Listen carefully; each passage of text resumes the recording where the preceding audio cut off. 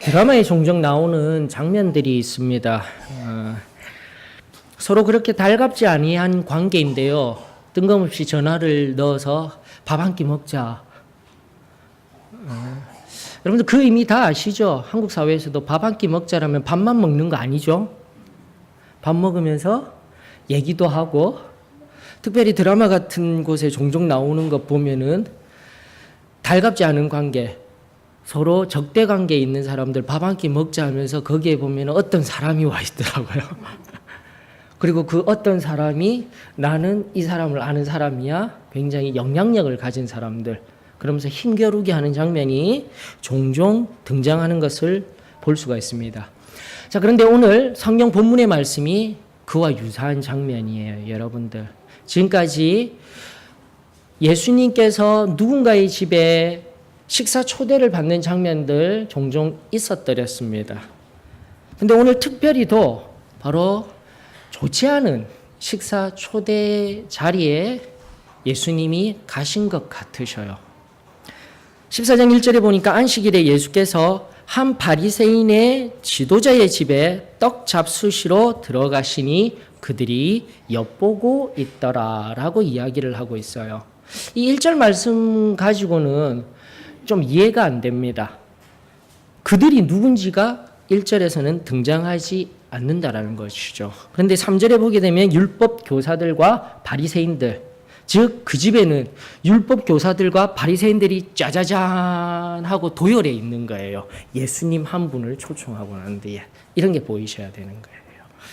그러면서 끊임없이 그들이 이야기하였던 마가복음, 지난주 알려드린 마가복음 3장 6절, 앞전 13장 31절로부터 강의하여 드린 바와 같이 헤롯에게 이야기하는 것이 아니라 헤롯 당원들과 바리새인들이 마가복음 3장 6절에서 어떻게 예수님을 죽일까 논의하기를 시작하면서 어떻게 하면 이 예수라는 사람, 나아가 그 뒤에 도사리고 있는 그들의 시각으로 바라보았을 때는 정치 세력들 단번에 없애버릴까 하는 것이 지금의 상황인 것이죠. 그러면서 정말 그 집이 어떤 집이었는지는 몰라도 아마도 정자와 같이 우리 그 한국의 사고방식으로는 정자 있죠. 사방팔방이 뚫린 그런 집과 같은 곳에 빌려서 각 자리마다 율법학자들, 내노라 하는 율법학자들 그리고 바리새인들, 높은 사람들 앉아 착석하고 난 뒤에 그 오픈된 장소에서 많은 사람들이 자, 우리가 얼마나 예수라는 이 랍비, 신진 랍비를 깨부수는지 한번 보아라 라는 상황이 여기에 있다라는 것입니다. 물론 14장 1절의 원문도 분석해 보면 여기 바리새인 지도자라고 되어 있는 것 다 복수형이에요. 즉 바리새인들의 지도자들 중에 한 사람 집인 거예요. 그런 의미에서 우리가 성경 말씀을 바라보면서 14장 전체를 관통하는 하나님의 말씀의 진리를 끄집어 올려봐야 됩니다. 소위 말하는 여러분들 식탁 담화라는 얘기가 이제 시작하게 되는 거예요. 즉 14장에 식탁, 지금 바로 이러한 배경하에서 바리새인과 율법학자들, 서기관들 그들이 예수님을 불러다가 식탁에서 우리가 이 예수라는 사람을 깨부술 거야 라는 음흉한 술수를 가지고 이 이야기들을 진행하게 될 텐데 저희들 또한 3부로 나누어진 이 이야기 계속해서 말씀 강해를 통하여서 그 속에 또 하나님께서 우리들에게 오늘날 영적인 진리 들려주시는 그 은혜의 진리들을 잘 끄집어 올려서 그냥 관념적으로 승리하는 인생이 아니라 진정으로 하나님께서 말씀으로 오늘날에도 동일하게 말씀하여 주시고 우리와 함께 하여 주시는 그 은혜를 경험하여 말씀의 진리 안에서 승리하는 저와 여러분들이 되었으면 참으로 좋겠습니다. 자, 성경에 보니까요. 그들이 누구인지 이제는 이해가 되어집니다. 그들이 엿보고 있더라라고 이야기를 하고 있어요. 그들이 엿보고 있더라. 여기서 엿보고 있더라라는 헬라어 파라테레오라는 용어는요. 숨어서 이렇게 보고 있는 것이 아니라 그냥 대어놓고 자세하게 관찰하는 것을 의미합니다. 좀 더 구체적으로 얘기하면은, 좀 나쁜 방향으로 얘기하면은, 자세하게 형사가 취조하듯이 조사하다라는 용어의 뜻인 거예요. 즉, 그 마음에 숨은 의도를 가지고, 나쁜 마음을 가지고 사용된 용어라는 거죠. 그러므로 여기서 엿보고 있더라라는 그 의미는 우리도 가끔 사용하죠. 우리 마음속으로 저 사람이 뭔가 잘못하고 있나 잘하고 있나 보는 상태, 그 마음의 상태를 의미하는 용어라는 것입니다. 어디 그뿐입니까? 여러분들 누가복음 11장 53절로 54절 이미 살핀 바와 같이 11장에 보게 되면 바리새인들과 율법학자들을 향하여서 화 있을진저, 이제 우리나라 용어로는 화 있을진저하고 조금 이렇게 완곡하게 표현되었지만 이 저주받을 그런 용어로 거진 굉장히 헬라어 용법으로는 욕과 같은 용법이라고 하였습니다. 화 있을진저, 화 있을진저, 화 있을진저 하면서 얼마나 신랄하게 그 당시 기득권 세력이었던 바리새인들과 율법학자들을 비판하였습니까? 그리하였을 때 11장 53절로 54절 그 상황에 보니까 바로 그렇게 비판하고 난 뒤에 거기서 나오실 때에 서기관과 바리새인들이 거세게 달려들어 여러 가지 일을 따져 묻고 그러고 나서 그 입에서 나오는 말을 책잡고자 하여 노리고 있었더라라는 거예요. 여기 자 본문의 14장 1절에 엿보고 있었더라, 자세히 조사하다라는 그 말과 함께 54절, 11장 54절 그들의 지금 상태를 우리가 노리고 있었더라. 여기 노리고 있었다라는 헬라어는 살펴보게 되면은 숨어서 기다리다라는 의미예요. 사냥꾼이 사냥할 대상, 노루라든지 짐승들을 찾기 위해서 가만히 숨어서 매복해서 뭔가를 낚아채려고 기다리듯 그런 의미가 있어요. 자, 이 두 가지 용어들을 종합해 보게 되면 여러분들 2절이 해석이 되어지게 되는 거예요. 왜 뜬금없이 본문의 14장 2절에 주의 앞에 수종병 든 한 사람이 있는지라라는 것이 이해가 되어지게 됩니다. 앞서 말씀드린 이미 밥 한 끼 먹자 해놓고는 당대에 영향력 있는 율법학자들, 서기관들, 바리새인들 다 불러놓고 왜 뜬금없이 그 앞에 수종병 든 한 불쌍한 인생이 주님 앞에 있게 되냐라는 것이에요, 여러분들. 그 자리는 바로 힘있고 능력 있는 사람들, 예수라는 그 젊은 랍비를 깨부셔야 할 논리로, 말씀으로, 율법의 말씀으로 깨부셔야 할 대상인데 바로 그 앞에다가, 바로 그 면전에다가 수종병이라는 것은 개역 한글역에 오히려 잘 되어졌던 것 같아요. 고창병, 즉 몸이 부풀어 올라 있어요. 어떠한 이유인지 몰라도 아마도 혈류가 역류되어졌다든지 혈관이 막혀져서 한 곳만 그런 것이 아니라 여러 몸에서 막 터져 나올 것 같은, 방 꼭 찌르면 터뜨릴 것 같은 그런 비참한 상황에 있는 그런 수종병 걸린 한 남자를 예수 그리스도 앞에 놓아놓고 바로 사냥감을 획득하듯이 어떠한 말로 어떠한 일로 하듯이 여러분들 또 이 상황의 배경 전에 이미 11장 여러분들 아시죠? 11장 앞에 13장이죠. 11장이 아니라 13장 10절로부터 17절에 보게 되면 이미 그들도 알고 있어요. 안식일 날 18년 10년하고도 8년 더 된 등이 굽은 여인, 등이 굽은 것은 이중으로 굽어져 있는 비참한 여인이라고 하였습니다. 안식일 날 치료하여 주신 것을 미리 알고 있는 바로 이들이 꾸민 계략인 것이었어요. 여러분들, 우리가 세상을 살아가다 보면 저도 아직까지는 세상을 많이 산 것은 아닙니다. 그러나 세상을 살아갈 때는 반드시 지혜가 필요한 것은 사실입니다. 세상의 사람들은요, 우리 크리스찬들을 어떻게든 넘어뜨리려 하고요. 같은 친구인데도 언젠가 설교를 통해서 알려드릴지 우리 친구들은 왜 저에게 그렇게 술을 권하는지 모르겠어요. 지금 목사인 저에게도. 그러나 어느 순간 그것을 이기고 나아갔을 때는 그다음부터는 그런 일이 없어요. 비단 이런 단순한 일, 세상 가운데 여러분들의 삶의 순간순간 속에서 우리의 삶을 승리하는 삶에서 넘어뜨리고자 하는 일, 술 먹는 일뿐만이 아니죠. 여러 가지 범죄할 수 있는 자리로 죄 가운데로 나아가게 하는 아주 악독한 전략들이 있다라는 것을 기억하시면서 다시 한 번 더 참된 지혜, 하나님의 말씀을 통한 지혜가 저와 여러분들 가운데 있기를 원합니다. 바로 그 지혜가요, 오늘 3가지 키워드를 통하여서 끄집어 올려지게 됩니다. 그냥 단순하게 기도해서 성령 하나님 옆에 계시면은 승리하는 게 아니라 다시 한 번 더 오늘 마지막 찬양, 2번째 찬양이었습니까? 보니까 마지막 두 번째 찬양이었어요. 2번째 찬양 4절에 앞절 가사가 굉장히 의미가 있더라고요. 주의 말씀과 성령의 동행함으로 말미암아 굳게 서리. 이게 핵심이에요, 여러분들. 성령 하나님 기도함으로 그분을 붙들고 그분과 함께하는 것도 중요하지만 다시 한 번 더 말씀에 밝아야 한다라는 이 균형적인 시각을 가져야 한다라는 것 끊임없이 강조되어지고 있습니다. 저는 우리 소망교회 성도님들이 바로 그러한 지혜를 깨달아 성령에 붙들려서 나아가 말씀의 빛에 비추어져 세상 가운데 참으로 지혜로운 분들이 되어지기를 주의 이름으로 축원합니다. 자, 이런 세상적인 방법들은요, 지금은 어떻게 예수를 책잡아 죽일까라는 음흉한 술수가 있었지만 이미 지난주에 강의하였습니다. 따로 되어졌던 것을 이제는 지나면서는 한 번에 묶어서 얘기합니다. 사단은요, 하나씩 단계적으로 가는 것 같아요. 지난번에 강의하였던 31절에 보니까 첫 번째는 회유책을 썼었어요.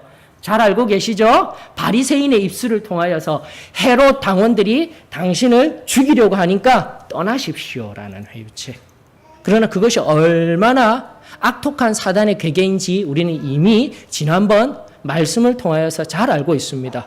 예수 그리스도께서 지시고 십자가를 걸어서 자신이 흠없는 제물이 되어져야 십자가에 돌아가셔야지만 그 제물로 말미암아 대속 제물로 말미암아 이 놀라운 구원을 얻을 수 있는 그 통로 자체, 예루살렘을 향해 죽음을 향해 십자가를 향해 나아가는 그 걸음을 막으려고 하는 이 사단의 계계 동일합니다. 다시 한 번 더 강조합니다. 세상은요 결코 만만치 않습니다.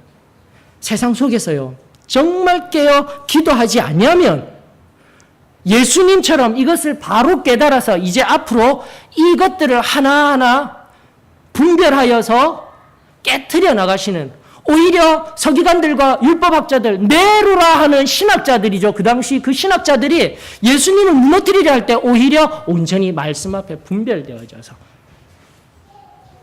하나님의 뜻과 진정한 승리가 무엇인지를 우리에게 보여주는 첫 번째 지혜의 분별력, 저와 여러분들에게 있기를 원합니다.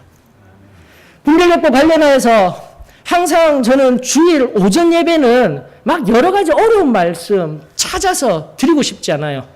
단순하지만 우리들에게 꼭 필요한 말씀, 반복되어지는 말씀, 저는 늘 들려지기를 원합니다.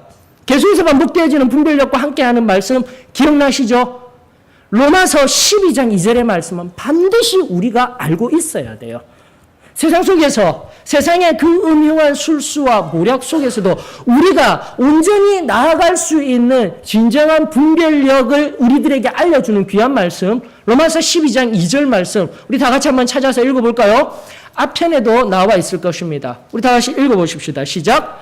너희는 이 세대를 본받지 말고 오직 마음을 새롭게 함으로 변화를 받아 하나님의 선하시고 기뻐하시고 온전하신 뜻이 무엇인지 분별하도록 하라. 바로 이거잖아요. 분별하도록 하라. 예수님께서요 1장 끊임없이 제가 반복하고 있습니다. 12장 1절에 그 온전한 산 제물의 삶을 살기를 원하시고 또 그 제물을 받으시기를 원하시는 예배하는 삶을 살기 위해서는 우리는 반드시 이 주동사인 분별하도록 하라는 말씀에 초점을 가져야 되는 거예요. 이것이 세상을 향한 그리스도인의 지혜의 첫 번째 요소입니다. 그러나 그냥 분별되는 것이 아니잖아요. 그런데 이전에 언젠가 이 말씀을 가지고 강의해 드렸을 것입니다. 분별하다라는 이 용어는 바로 연단하다라는 용어예요.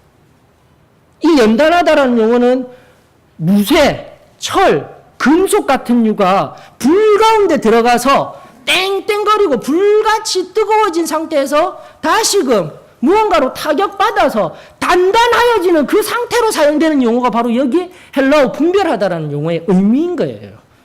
굉장히 중요한 의미죠. 그러므로 여러분들 세상 가운데 지혜, 지식으로 얻을 수 없습니다. 지금 이 자리에 와서 목사님이 설교하는 단 한 편의 설교 속에서 은혜 받아서 거기에서 끄집어진 진리로 말미암아 그런 건 없습니다. 다시금 강조합니다. 여러분, 시점 속에 신앙을 살지 말고 시간 속에 신앙을 살아내실 수 있기를 주의 이름으로 축원합니다. 그것이 지혜예요. 어린아이들은요, 그 시점, 힘들 때는 엉엉 울고, 그 시점 속에 배부르면은 기뻐서 허하 웃고, 여러분, 그것은 어린아이의 상황이에요. 그러나 정말로 성숙하고 하나님이 기뻐하시는 삶을 살아가는, 세상 속에서 참된 지혜의 분별력을 얻고 살아가는 이 분별이라는 용어 속에서 반드시 시간이 있음을 기억해야 돼요.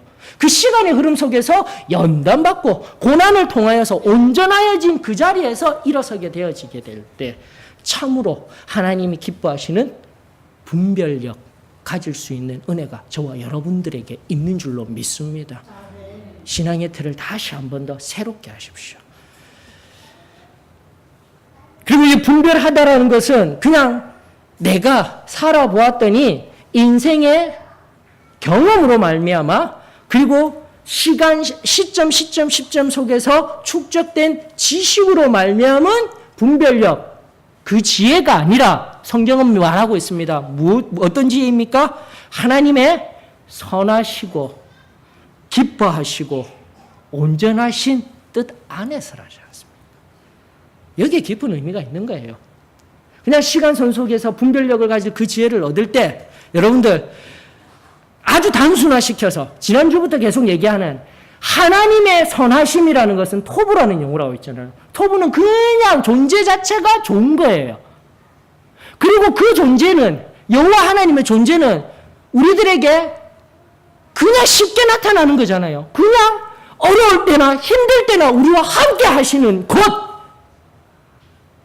우리의 삶의 24시간, 내가 어떠한 상황 가운데 있자 할지라도 그 좋으신 분이, 그 선하신 분이 나의 영원한 어떠한 삶의 시간 속에서도 함께 하시는 것, 이게 선하심이라니까요, 여러분들.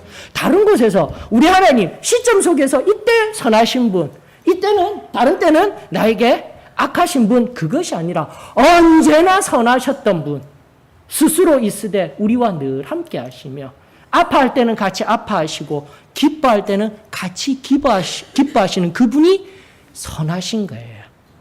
그러면 자동적으로 되어지게 되는 거예요. 그 선하심에 하나님과 함께하는 그 존재의 상태로 쭉 가게 되면 하늘로부터 세상이 결코 줄 수 없는 기쁨이 충만하게 되는 겁니다, 여러분들. 그 은혜가 식어지면 안 되는 거예요. 세상이 순간순간 얕은 신앙 가운데서 하나님이 주시는 시점 순간순간이 아니라 시간의 흐름 속에서 어렵거나 힘들 때, 보이지 아니할 때도, 내 기도를 들어주시지 아니할 때도 하나님은 나와 늘 함께 계셔.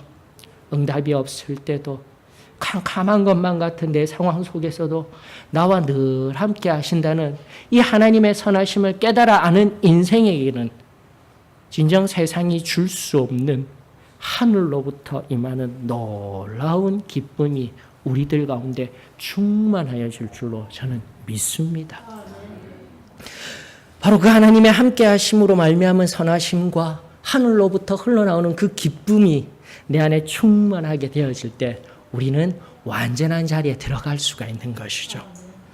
결코 개혁교회들이 이야기하는 구원받아서 점점 더 시간의 흐름 속에서 자라나가고 완전 성화를 위해서 나아가는, 영화를 나아가는 이 비례하는 인생의 곡선이 아니라 우리는 바로 그 하나님과 함께하며 그 기쁨을 충만히 누린 완전 성화를 체험하였기 때문에 성령으로 말미암아 다시금 우리 삶에 끊임없이 완전케 하여 주시고 우리 안에 온전히 부으시는 그 하나님의 은혜를 넉넉하게 누리며 나아가 승리하는 자리에까지 나아갈 수 있는 거예요, 여러분들. 저는 이 진리가 왜곡되어지거나 또 오늘날 그런 건 없어. 또 우리들 마음 가운데 겉으로는 이 신앙을 따라간다고는 하고 있지만 우리의 마음속, 우리의 삶의 여정 속에서 그러하지 못한 나의 신앙의 여정으로 말미암아 식어지고 나약해지고 하나님의 임재를 경험하지 못하는 자리에 있더라면 오늘 다시금 새 힘을 얻고 하나님의 말씀 붙들고 오늘도 기도하면 우리 하나님께서 나를 만나주시고 나에게 놀라운 선하심과 기뻐하심과 완전하심을 허락하여 주실 그 놀라운 은혜를 사모하며 우리 하나님 앞에 나아갈 수 있기를 원합니다. 그리할 때에 삶의 순간순간 첫 번째 세상 가운데에 그 음흉한 술수와 모략이 판치는 세상 가운데 첫 번째 지혜, 분별력을 얻게 될 줄로 저는 믿습니다. 자, 우리 두 번째 한번 볼까요? 두 번째 보니까 앞서 말씀드린 바와 같이 이 그들의 정체가 등장하였습니다. 바로 3절에 보니까 율법 교사들과 바리새인들에게 하였습니다. 여러분들 이제는 분별력을 가졌다라면요. 분별력을 가진 이 지혜 있는 사람은 아무렇게나 하지를 않습니다. 좀 더 깊은 지혜로움으로 나아가게 되어 있어요. 무엇으로 말미암아? 하나님 말씀으로 말미암아요. 이것이요, 승리하는 성도, 하나님 앞에 성숙한 성도의 모습인 거예요. 예수님께서 바로 그렇게 율법 교사들과 바리새인들에게 뭐라고 이야기를 하고 계시냐면 3장 3절 하반절에 보니까 안식일에 병 고쳐주는 것이 합당하냐 아니하냐라고 묻고 있어요. 그리하였을 때 이미 답은 나왔습니다. 그들이 잠잠하거늘 앞선 이 모든 계략을 꾸민 이 흉계는 예수님께서 율법을 잘 모르시고 율법을 또 자기 마음대로 해석하여서 이야기하는 것이기 때문에 결코 율법과는 맞지 아니하는 해결책, 그냥 이런 말씀 없이 예전처럼 하셨던 것 그대로 그냥 병든 사람 긍휼히 여기시고 바로 치료해 주시면 되는데 이번에는 그렇게 하지 아니하시고 말씀을 갖다 대네요. 여러분들 이것이 합당한 거예요. 율법에 하나님의 말씀에 안식일에 병 고쳐주는 것이 합당하냐 아니하냐 그들은 이미 답을 알고 있었어요. 그렇기 때문에 그들은 잠잠한 거예요. 합당한 거예요. 안식일날 위급한 상황 속에서 누군가를 구한다는 것은 하나님의 은혜, 헤세드에 의한 하나님의 자비와 멀시 사랑에 근거한 마땅히 하나님의 자녀들이 행해야 할 것임을 우리도 믿고 알고 있으며 이들도 알고 있었던 것이에요. 그러나 이들에게 문제가 되는 것은 뭐냐면 그 하나님의 율법의 말씀을 안식일을 온전히 지키기 위하여서 여러분들 그들이 말하는 용어로는 멜라카라는 용어가 있어요. 멜라카. 그 멜라카가 바로 안식일에 하지 말아야 할 39개의 조항이 있어요. 근데 그 조항이 기가 막힙니다. 39개를 어떻게 단순화시켜서 이야기를 하고 있냐면 다 안 살펴봐도 돼요. 선 긋기, 하지 말기. 그러니까 하지 말기라고 보셔요. 선 긋기. 그리고 2자 이상의 단어 지우기. 그러니까 하지 말아야 되는 거예요. 그런 것들. 불 켜기. 전기 스위치 올리면 안 된다니까요. 언젠가 한번 이재철 목사님, 저기 100주년 기념관에 이재철 목사님, 저기 스위스에서 한인교회를 섬기실 때 있었던 일 알고 계시죠? 엘리베이터를 탔는데 토요일 날 그 유대인, 경건한 유대인들 모자 쓰고 까만 옷 입고 선 사람이 뭐 맨손인데 가만히 있는데 자신은 4층 가는데 5층을 눌러달라고 하는 겁니다. 그래서 5층을 눌러드렸어요, 목사님이. 그리고 나서는 왜 그런가 궁금해요. 어디 아프신 것도 아닌 것 같고 물어봤더니 멜라카라고 이야기를 하던 겁니다. 불이 누르면 안 되는 거예요. 전기를 작동시킬 뭔가를 누르면은 큰일 나는 거예요. 할 말이 없습니다. 빗질하지 아니하기에. 39개 조항 다 얘기 드리면 여러분들 그냥 이 사람들 뭐 하는 사람들이지 이럴 거예요. 여러분들. 일하지 않기, 2m 이상 짐 운반하지 않기 뭐 이런 것들. 바로 이거예요, 여러분들. 물론 그 바리새인들이 분리주의자라고 하여서 그 전날 이스라엘 이 중간사의 시대성에서 신앙적으로 잘못된 길을 가고 있는 이스라엘을 향하여서 바른 신앙을 세우기 위해서 결국은 바리새인들이 나온 그 전통이 있었지만 그때 만든 그 전통, 그것을 온전히 지키고 하나님의 뜻대로 나아가기 위하여서 또 지금 멜라카라는 이 용어와 함께 안식일을 거룩하게 지키기 위해서 만들어 놓은 39개가 오히려 하나님을 기억하여 내가 거룩하니 너희도 거룩하라, 안식일에는 나를 기억하여 나를 섬기라는 이 말씀보다 더 큰 우위에, 우선순위에 놓이게 되었다라는 거죠. 여러분, 바로 이것입니다. 율법에는요, 다시 좀 들어가십시다. 하나님의 말씀에는 안식일에 누군가를 치료하고 누군가를 치료하지 아니하고 그런 것 없습니다. 위급한 상황에 다시 한번 더 하나님의 헤세드, 하나님의 멀시, 하나님의 자비, 하나님의 은혜는 언제라도 가능한 것입니다. 그러나 그 39개 조항에 걸려있기 때문에 예수님은 이 39개조의 장로의 유전을 이야기하는 것이 아니라 말씀에 입각하여 분별력 있게 판단하시고 말씀에 입각하여 지혜롭게 말씀하고 계십니다. 그런데 이제 우리가 오늘날 승리의 삶을 살아야 하는 우리가 얼마나 이 땅 가운데 하나님의 말씀을 귀히 여겨야 하는지 깨닫게 됩니다. 여러분들, 그런 의미에서 우리 교회에도 다양한 전통, 아니요, 본문과의 맥을 같이 하기 위해서 관습이라고 얘기하십시다. 관습. 관습이라는 그 용어는 국어사전적인 의미에서 어떠한 공동체가 가지고 있는 오랜 시간을 통하여서 모든 사람들이 널리 인정하고 좋은 것들이에요. 좋은 습관들이에요. 긍정적인 의미예요. 근데 오늘 잘못된 습관적인 관행들, 잘못된 관습들이 참으로 많은 것 같습니다. 먼저로 저는 우리 사도의 신앙, 소망교회가 결코 무너뜨리지 말아야 할 좋은 관습이 있다라면 여러분들 다시 한 번 더 강조합니다. 예배 드리기 전 예배 시간 11시 아닙니다. 30분 전, 늦어도 10분 전 하나님 앞에 나와 겸손히 기도실에서 하나님의 예배를 예비하며 눈물로 하나님의 예배 가운데 임할 그 임재를 사모하며 준비 기도하는 전통이, 아니 관습이 있었습니다.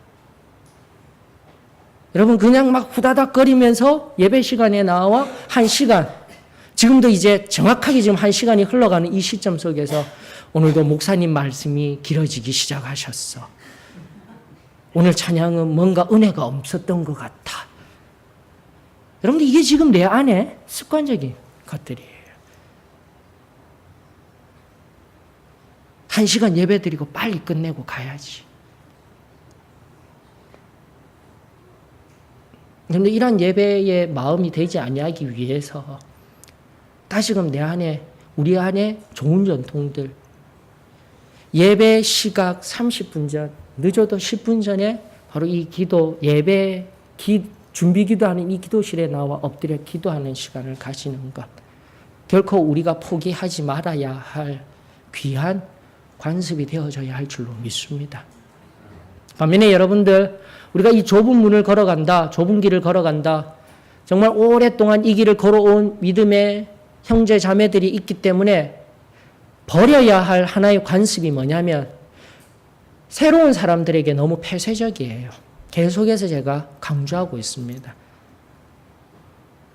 오늘도 수정병 걸린 그 한 사람을 바라보며 예수님이 분별력을 가지시고 말씀을 통하여 지혜롭게 이 한 사람을 구원하기 위하여서 일하시는 모습을 통하여서 오늘 나의 관심은, 오늘 나의 교제는 누구와 함께하고 있는지, 내 안에 습관적으로 관행이 되어져 버린 한 영혼을 향한 떨리는 마음으로, 사랑하는 마음으로 그 영혼을 품으며 기도하며 안아주고 그 영혼의 필요를 살피던 우리의 그 옛적 신앙이 회복되어져야 할 줄로 저는 믿습니다.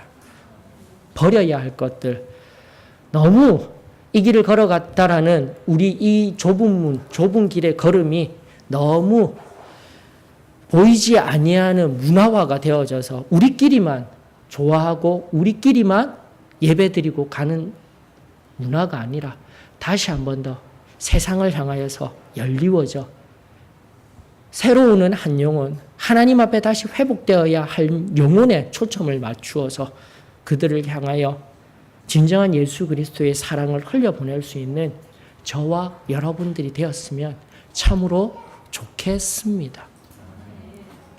두 번째, 말씀을 통한 지혜를 가졌으면 좋겠습니다. 마지막 세 번째 우리 한번 살펴볼까요? 분별력을 가지고 말씀을 통한 물론 지혜, 커다란 세상을 살아가는 지혜이지만 말씀을 통한 지혜라는 것, 이 두 가지의 원리를 알려드렸습니다. 그리고 세 번째, 분별력을 가지고 말씀을 통한 지혜를 가지고 있으면 뭐합니까? 안 되는 거, 마지막에 안 되는 거 행하여야 합니다. 이것이 세 번째 지혜인 거예요. 여러분들 성경에 보니까 예수님께서 그렇게 묻고 난 다음에 4절에 보니까 어떻게 하고 있습니까? 그들이 잠잠하거늘 예수께서 그 사람을, 여러분들 굉장히 중요한 관점입니다. 바로 성경은 말하기에 주님 앞에 있었다라고 했어요. 예수님 앞에 이 사람이 있었기 때문에 예전처럼 그냥 긍휼히 여기는 마음으로 손을 얹든지 아니면은 그냥 말씀으로만으로도 선포하여서 그 수종병을 깨끗이 나을 수 있음에도 불구하고 이 4절에는요 동사가 3개나 보여요, 여러분. 첫 번째가 데려가서, 두 번째 고쳐, 세 번째 보내셨다라는 거예요. 굉장히 중요한 용어입니다.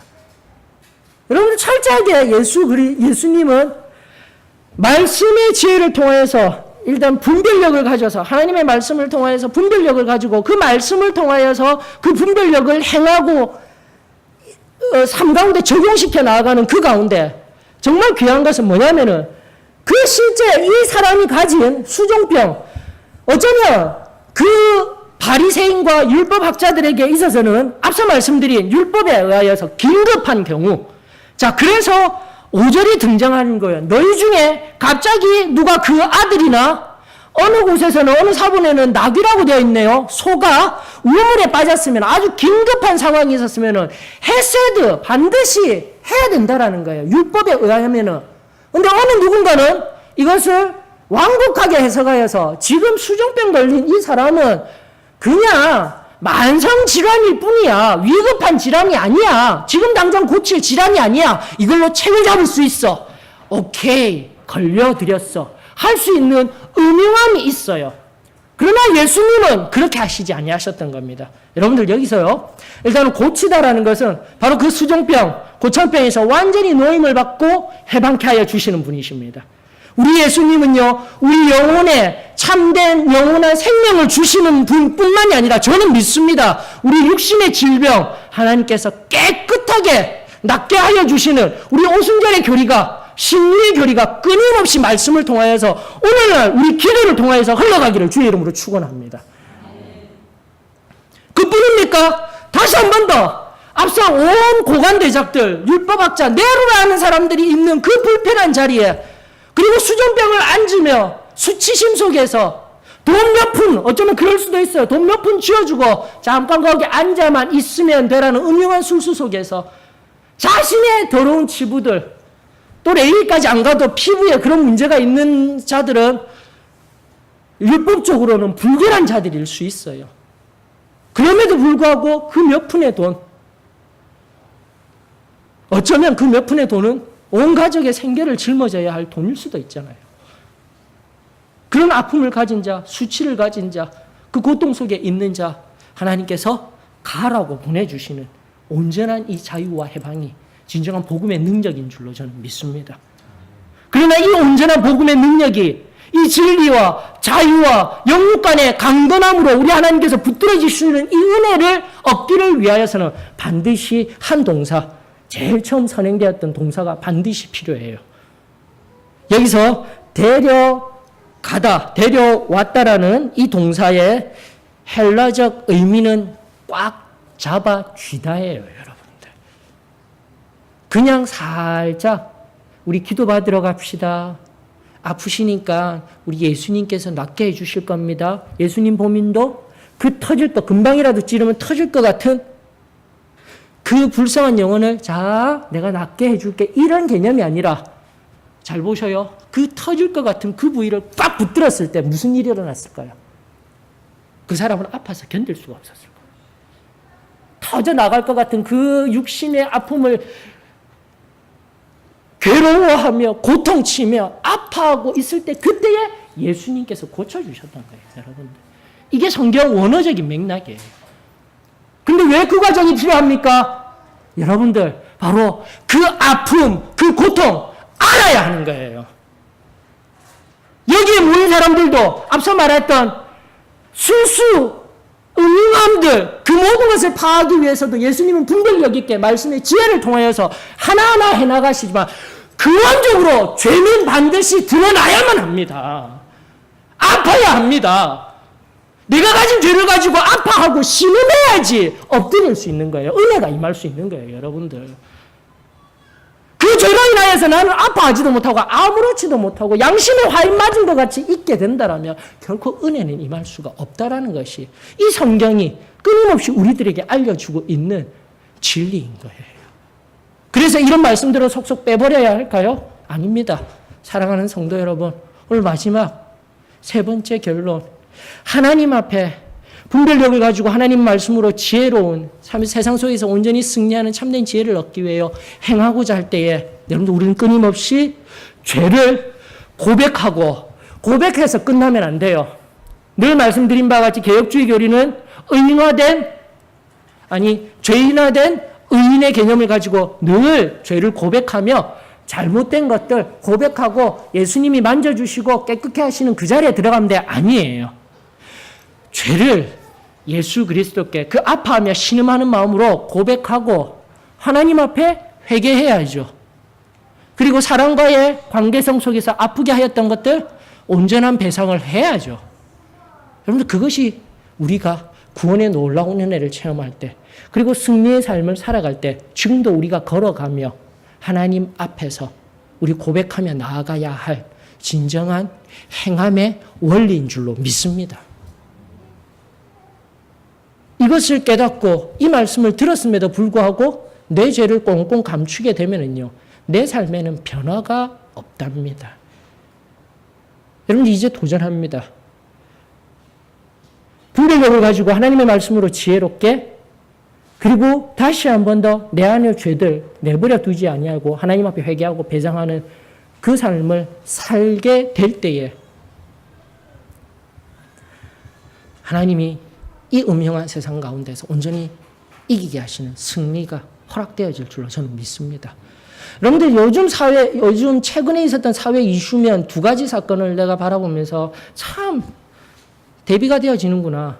여러분들 알고 계실 거예요. 한 사건은 대전에서 있었던 일이죠. 택시기사가 갑자기 심장마비를 일으켜서 운행 중에 쓰러졌는데 거기 있던 택시 승객들이 그냥 쓰러져서 차가 멈추어졌는데 자신들은 그냥 내려서 다른 택시 불러서 가버렸어요. 그런데 이 사람이 왜 이러고 있는지 옆에 있는 사람은 몰라요. 그들은 알았는데 아무 말도 안 하고 그냥 가버렸어요. 결국 어떻게 되었습니까? 택시기사 죽었어요. 한 생명이 꺼져버렸어요. 그리고 다른 일은 무엇입니까? 얼마 전에 있었죠, 여러분들.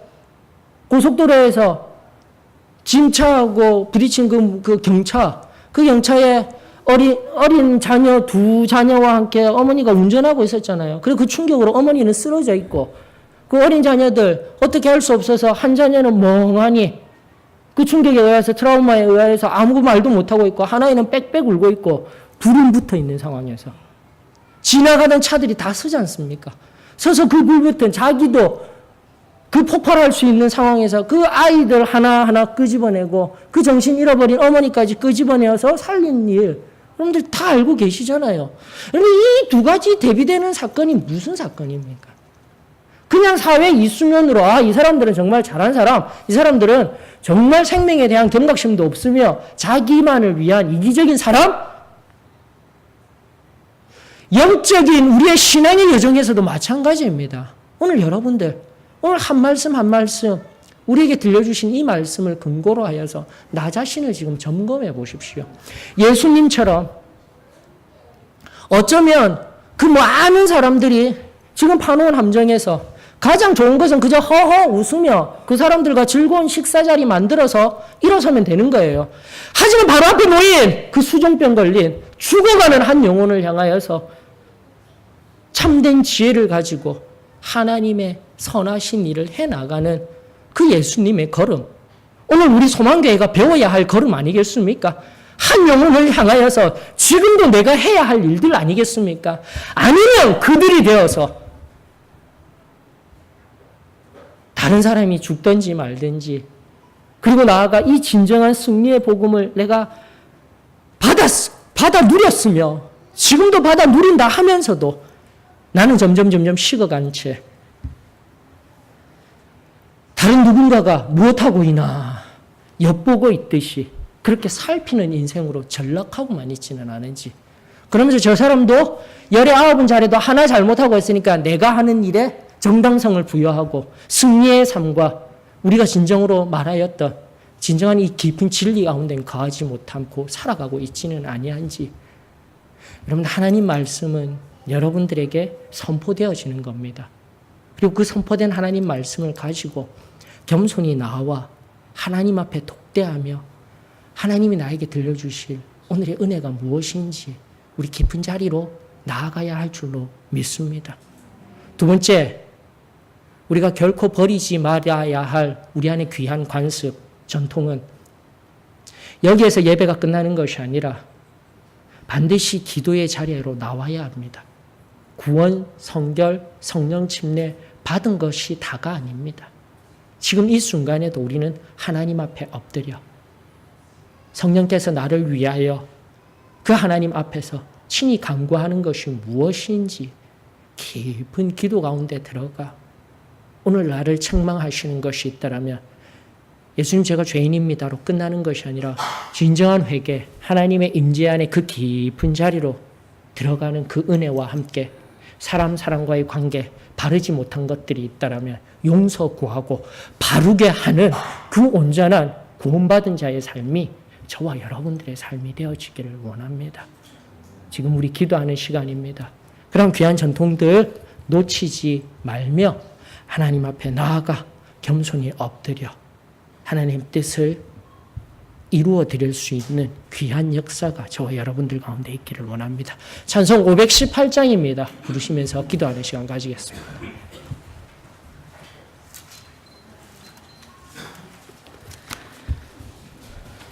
찬송 518장입니다.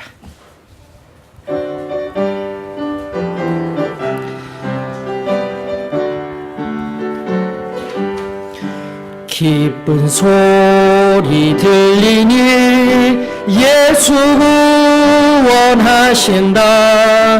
만민에게 전하라. 예수 구원하신다. 주님 명령하시니 산을 넘고 물 건너 온 세상에 전하라. 예수 구원하신다. 받아들아 외쳐라. 예수 구원하신다. 모든 죄인 들으라. 예수 구원하신다. 모든 섬아 일어나 메아리 쳐 울려라. 복음 중에 복음은 예수 구원하신다. 환난 중에 하는 말 예수 구원하신다. 다시 살아나시어 예수 구원하신다. 지은 죄로 인하여 슬픈 마음이 있어도 숨질 때에 내 할 말 예수 구원하신다. 바람들아 외쳐라. 예수 원하신다. 기뻐하라 나라들 예수 구원하신다.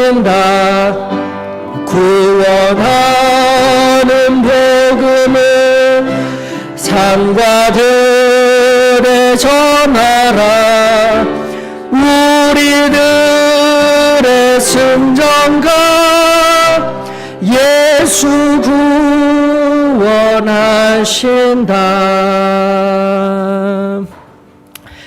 하나님, 오늘도 겸손히 엎드립니다. 주님 앞에 주님의 살아계심을 경험할 수 있는, 체험할 수 있는 이 시간이 되어지게 하여 주시옵소서.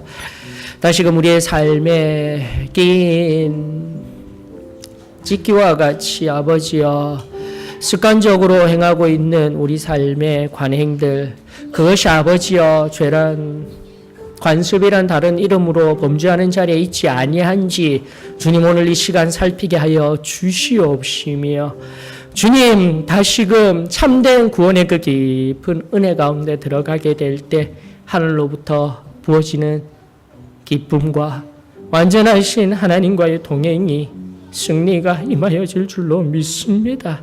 주님, 어느 순간 퇴색되어져 버린 우리 승리의 신앙에 다시금 하나님 일하여 주시옵시고, 하나님의 말씀이, 하나님의 성령이 임하여 오늘 무뎌진 우리 심령을 꼭 붙들어 주시사 아버지 앞에서 새롭게 일어서며 하나님의 손에 붙들려 세상을 향해 나아가는 귀한 믿음의 자녀들로 우리 한 사람 한 사람 세워 주시옵소서. 대신 기도하는 이 시간 정직한 영을 부어 주시옵시고, 우리 하나님께서 일하십니다. 우리 하나님께서 오늘 우리들의 한 심령 한 심령 간섭하여 주십니다. 예수 그리스도의 이름 받들어 감사하며 기도드립니다.